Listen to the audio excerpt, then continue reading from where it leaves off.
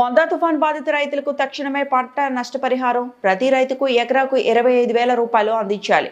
ఈ సందర్భంగా BRS party మండల అధ్యక్షుడు బాల్నె వెంకన్న మాట్లాడుతూ చెన్నారావుపేట మండలంలో తుఫాన్ ప్రభావితంతో కురిసిన భారీ వర్షాలకు పెద్ద మొత్తంలో రైతులకు భారీ పంట నష్టం జరిగింది.